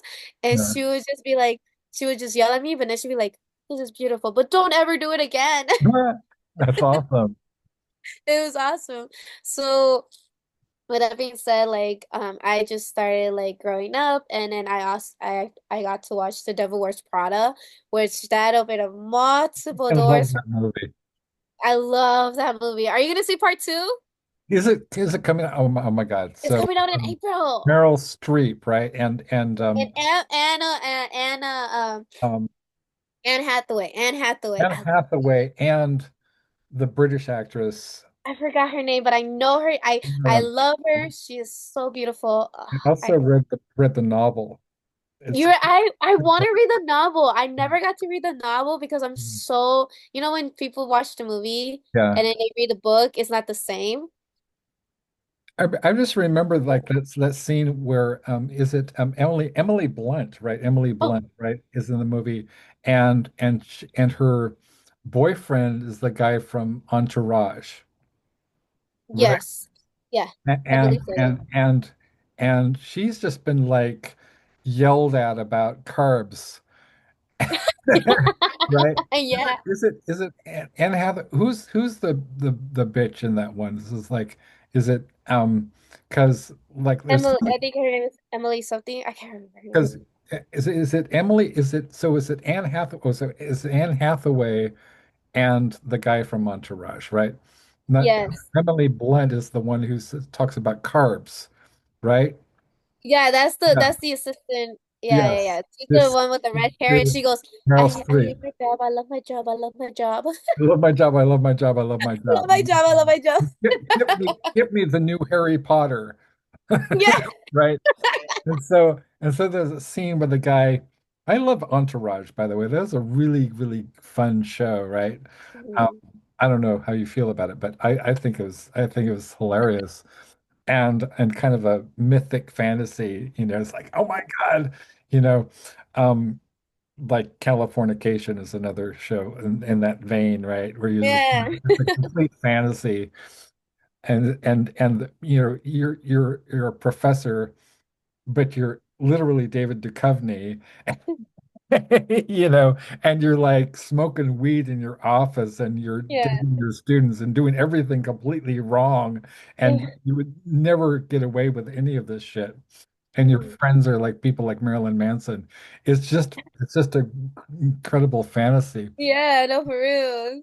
But that scene where Anne Hathaway is like you know doesn't want the is it Emily Blunt or so I think it was Anne Hathaway is telling her boyfriend that she doesn't want this sandwich he just made, which has like this French cheese in it, and Yeah, yeah, yeah. you know what It's I'm talking about, right? Anne Hathaway selling that to to her boyfriend, Yeah, and it's Emily that didn't want Emily Blunt, the girl with the red hair, didn't was talking about like she didn't want that sandwich because it had so much carbs. that's Emily Blunt, right? and it's like, but it's got a metric shit ton of Gruyere or whatever in it, you know. Yeah. And yeah, she's the one, but it's got cobs in it. Yes. So all these little things and so you got, Prada, you've got Vivienne Westwood, you've got Yeah, and couture, right? yeah, and seeing like Vivienne Westwood collabing, so Devil Wears Prada opened up for me, and then seeing Gwen Stefani Yes. and knowing that she worked with Vivienne Westwood, Yeah. that's where I got to know like more of the fashion industry too. So Right. like Alex McQueen, like he is such a good, like a good. He also designed Lady Gaga too. Oh, wow. Yeah. And so like that's why I was just like, oh my God, like I love it. So like when I saw Gwen Stefani wearing what Vivienne Westwood designed, I was like, oh my God, this is so cool. Like, Yeah. like I love how like Vivienne Westwood mixed like punk with like tour and like edginess and classy. And I love that. Yeah. Yeah, it was something really, really cool and I absolutely loved it. So like with that, like that helped me vision up more and I'll be very open-minded of like what to mix together and like Yeah. what to wear. And I loved it. Yeah. Yeah. Yeah. I mean, And yeah. fashion and music goes hand in hand. I like to think fashion and music goes hand in hand together Right. because it's like it represents who you are and it also has art in it too. Like music has art, but also the Yeah. clothes had art too. I think that's really important, and I think I think that fashion gets a lot of a short shrift, and people just put it down because they think, oh, it's just clothes, or it's just, it's like it's not authentic, and especially it's like, thinking about like punk rock and being criticized for not being punk enough, whatever that is. Yeah, For me, yeah, punk rock is all about like your own I- expression. You could yeah, dress like a preppy and be punk rock with it. You know what I yeah, mean? yeah, You could totally do that. yeah. You could absolutely do that. It's about attitude Yeah. and Like who to you is punk rock that people would not think of as punk rock? Lady Gaga Gaga is and definitely, Madonna's punk rock. I think so. yeah.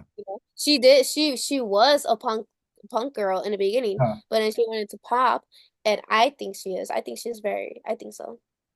I almost forgot. I almost forgot. So when I was, going back to talking about like, Pleasant Gaiman, Iris Berry, Disgraceland, and so they had a constellation of amazing people in their world. When Pleasant Gaiman or Princess Farina, as she's because she's also a belly dancer, right? And the princess, aka the Princess of Hollywood. Mhm, When she was 17 years old, she started something called Lobotomy Zine, right? And she had like people like that she was inspired by, the scene that was happening in England at the time. mhm. And so she had people like Joan Jett, who was like they were Oh, little kids writing for her, you know. yeah. And this is like the first ever punk rock zine. And then you had so later in her sort of fabulous and legendary career, she was living with Iris and Jane Wiedlin from the Go-Go's, and you had, like Belinda Carlisle was part of that group. You had, eventually you had, people like Henry Rollins, you had Gene Simmons from Kiss, all these different people. Iggy Pop showed up and it was Oh, crazy, right? Iggy, yeah. right? It's crazy how many kind of artists that we now think of, like Rollins, for example, who are kind of like established figures, but they started out like Rollins, he started his own publishing company because he wanted to publish himself, Yeah. right? And I Yeah. think I think that's to me is sort of punk rock.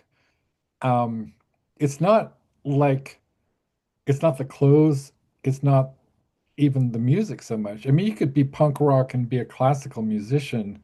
Mhm. I think punk rock is something like it's that's a way of looking at the world. I Yeah. think. So yeah, so I was going to mention this is because I'm very neurodivergent, so sort of like go from A to Q to Z, and then It's okay, no worries. yeah, it's all good. But I was going to mention the Go-Go's. We were talking about Oh, the original go-go. punk rock girl bands, you Mhm. know, that were inspired by, the Runaways and the Fanny. I guess Fanny was one of the for the first ones, Yeah. right? And there were actually a couple of bands before the Runaways. Hmm. And then Carrie Chrome, um, like she and Joan Jett formed. I think people don't really know the true story because I actually knew Carrie pretty well. If people don't know the actual story, is that she was responsible for this band, and she was kind of erased from the whole history. If you watch the movie Bad Reputation, the Joan Jett movie, you see Oh, 5 minutes of Carrie Chrome, and it's sort of like, yep, okay, there's this songwriter, blah blah blah. Well, yeah. I mean, she wrote Secrets. She wrote California Paradise. These are some of the main songs. What? She wrote Waiting I for did the not know that. Night. Yeah. Yeah. Wow. Yeah. But she recently, it was read in Rolling Stone that she had a lawsuit against the Kim Fowley, who was their Yeah. manager, right, and actually won a partial settlement. So I'm really proud of her. She's representing, you know, Right, exactly. yeah. So like what are some of your aspirations like with your career? What do you want to do next? What do I want to do next? Yeah. What do I want to do next? Yeah. Record, write, and play. Yeah. So what are kind of like goal markers? You sort of like, I want to have something. I want to have a whatever. I want to have so many hits on what I don't even know because I'm old school. I don't even know like what you know My what the my goal is technology to is be anymore. no, yeah. My goal is to be known worldwide. Oh My yes.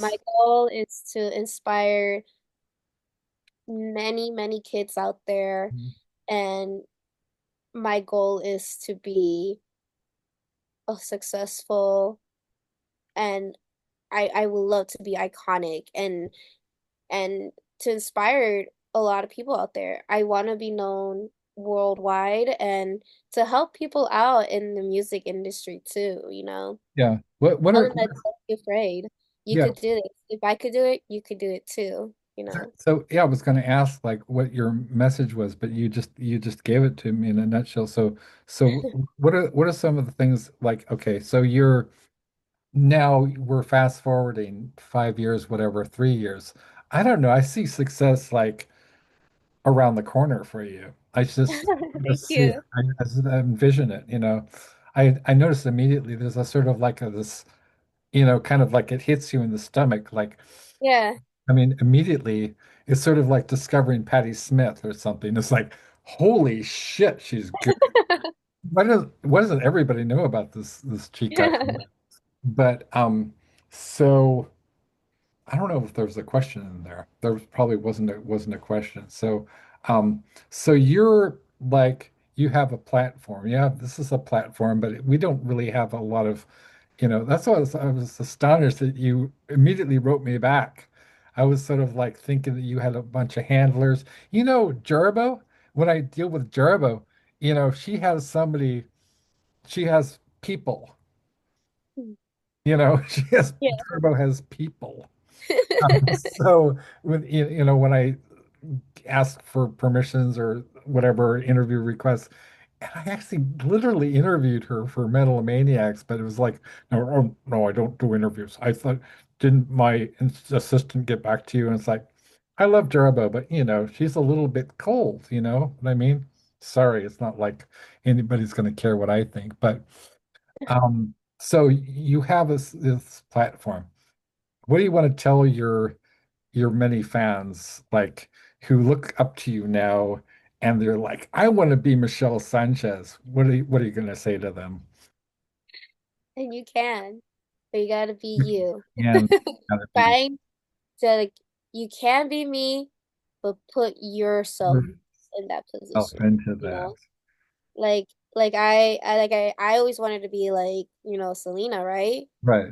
But I created my version of You Selena. created. Also, what I really love is that you're Michelle Sanchez, which is a Yeah. common name. You're not like, and I was trying to turn it into something like a J-Lo. It was like it didn't work. It's like Ant or Well, something. It was like originally, I was not gonna use my real name. Originally, so like when we were trying to figure out what should, yeah, create this, yeah, I was like, oh, why not call it Melissa or something with an M? And my producer was like, nah, I like no, Michelle. Michelle is great. Yeah. Well, I think it really is like, to me, it's sort of like it's homegirl, it's like that's Michelle Sanchez. I have a cousin named Michelle Sanchez. I don't know a lot Yeah, of Michelle Sanchez's. Cool. It's yeah, like it's cool. Yeah. yeah, it's really, really great. So you want to be, I love the fact that you immediately said, I want to be iconic. You didn't hesitate. You didn't say, well, I want to have so many listeners on Spotify and SoundCloud. I want to, No. and Bandcamp, and I hope you can buy our new CD. And I mean, I should say that. I should say you should go should listen say to that. me. But You should say that, yes. But you I should. immediately said, and we're gonna get to that. So, um, but you immediately said, I want to be iconic. Like, s- yeah. So if you always had the sense of yourself, like, I'm going to be a big star. Oh, I want to be a disco ball because a disco ball, the light always shines on you. Oh, that's so beautiful, man. That's so fucking beautiful. Anybody could be a star, but a disco ball is better because you always reflect and you always bounce, and the light always lands on you. That's You deep. shine out. That's deep. Yeah. Heavy. Wow. Wow. I'm just gonna, I'm gonna be a disco. No, Sanchez. You're like, I'm gonna write this down and take it away from you now. Disco ball, Michelle Sanchez. No, no, I'm not going to steal it, but I'm just Well, going yeah, I to, mean, anybody I'm, could be I'm a going to, star. I'm going to No quote. one, uh, you gotta quote that. Yeah, no, Yeah, anybody could be a star. Everybody could be a star. yeah, And you're allowed to be a star. yeah. But I always saw a disco ball. And then you know how that happened? People always told me you're gonna be a star. And I was like, yeah, I could be a star, but I want to be a disco ball. Because the light always hits on me and it just reflects. It shines. You outshine the room, right? Right, exactly. So that's really kind of complicated in a way because it's sort of like going back to ego, right? Like you're subversive. I think you're kind of you're like you're super bright, you're super like positive. But you've also got like this rebel girl thing. You're tough and you're It's because I'm Latina and I'm toxic. No, I'm joking. foxy. Oh wow. What's that even like? Is that a reference that I didn't get? What is Oh, I know. like It's just toxic? it's just a joke because they say Latinos are very very powerful, very toxic sometimes. Toxic? How so? Because I like, well, allegedly people say things about J-Lo. I don't know. I have no Oh, I idea. don't know J-Lo. I don't know J-Lo either. I don't I know I her. once I once was at a party with Eva Mendes. Oh, Um, really? yeah, she's fucking gorgeous. I mean, I was like, so I have a cousin who's also a poet, and he wrote some poems. He was in rehab. He was at Betty Ford Clinic with Joaquin Phoenix, right? And so and he wrote all these. He's just a really bad poet. I'm sorry, but um, it's kind of like he doesn't really do it anymore either. But he wrote something for Punk Globe, like my friend Ginger Coyote, and Nikki Palomino. I'm also having Nikki Palomino. Speaking of punk rock, you should. Oh my fucking God, Nikki Palomino. Uh-huh. Do you know who she is? Yeah, I heard of her, yeah. Yes, you should definitely like. I'm gonna say, Nikki, you gotta have Michelle Sanchez on the Dazed show, man. For real, that'd be So so sweet. punk Oh my God, that'd rock be so awesome. news, and then you got to talk to Nikki Palomino. She'll hook you up. So what were we just talking about? So yeah, so the mirror ball, the disco This is ball cool. reflecting outwards. So you got that punk rock energy. Be yourself. If you want to be me, be yourself. Now, that sounds easy. Sounds like be yourself, but people struggle with that every day. How do you find yourself? Because you seem to have a really strong sense of who you are. Well, it was hard for me. It was hard for me to find myself. It was hard for me to accept who I am Yeah, and to be myself. You just gotta, I guess you gotta say, if you want to be with me, if you have to sit down and think what you truly like and what makes you happy, yeah. So, you know. so who is Michelle Sanchez? Who is Michelle Sanchez? Yeah.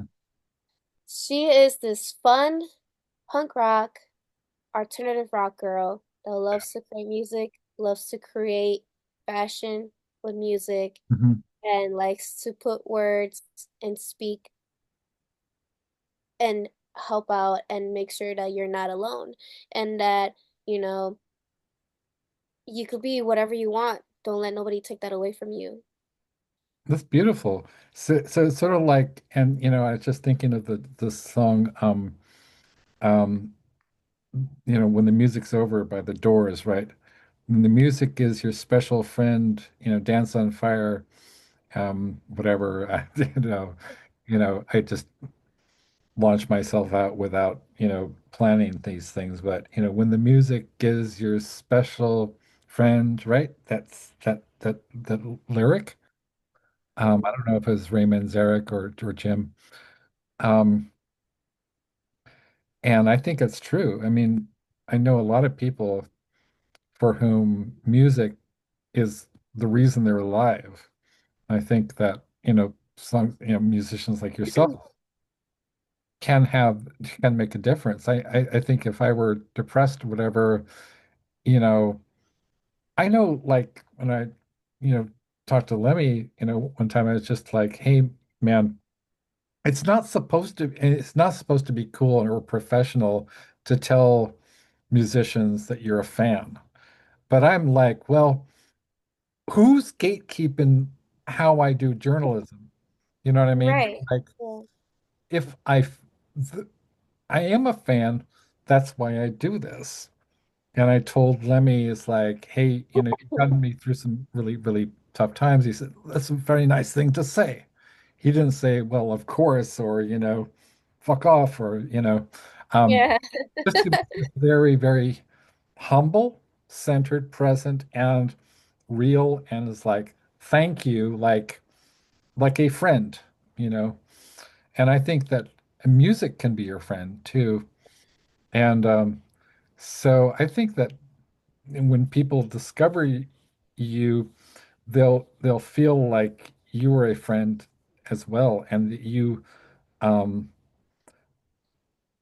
give them confidence. They can, you know, listen to like, oh my God, I think the nefarious villain for some reason inspires me with a lot of his like confidence because you're literally being like you're not just a bad girl, you're like literally fucking murdering people and you're doing it with glee. Yeah. Oops. It's sort of like like it's like you don't do this. I mean, you don't like Britney has the baby voice, but it's sort of a little Britney-esque. It's sort of like, Oops, right? Oops. Oops, right? That is incredible. So, so how do people get a hold of your music? And you got like an offer of a CD. You're giving away a CD, or tell me. So tell my viewers how they can get a hold of your music. Yes, so I am streaming on every streaming platform and I'm also in Bandcamp. You could find me under Michelle Sanchez and you could also find me on our website under michellesanchezmusic.com. And and I am having a deal on my website. We're having a free CD that you could get it for free and if you only pay for shipping, which is only $5. So you could get that. And you get a card that is written handmade from me. Oh my God, what a deal! Yeah. Oh my Yeah, God, it's a good deal. And that comes with so that's an EP 5 songs. So like it has Jealousy, Ego, Nefarious, um, Say Goodbye, and I know I'm missing one more. I can't remember.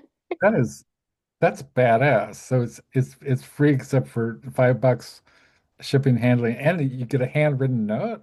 I Yeah, mean, you got a handwritten note from me. Yeah. Michelle Sanchez herself. So that's really, really, really amazing. So you've been an amazing guest. I'm so happy we had this, interview, and I wish you a world of success.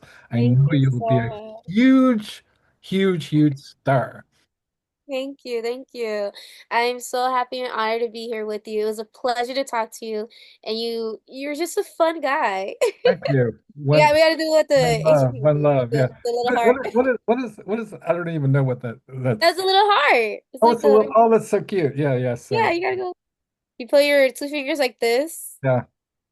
There you Yeah. go. Okay, okay. I can't even like, did I get it backward? So so it's like you're pinching something, You're like pinching something. you're And pinching something, but you're and and turning not, and not like pinche, but pinching. No, you got it. No, like you're pinching something. It's like, what did you just call me? No, no. No, no, no. Like you're gonna pinch Fine. somebody. Yeah. Ow! That's hilarious. Okay. So Much, sorry. much love, my friend, Much and love. I'll talk to you later. Yeah, I hope you had a good time talking with me. And I like Yeah. I said, I had such a good time with you. Yeah. Same here. Okay. Take care. Take care. Bye-bye.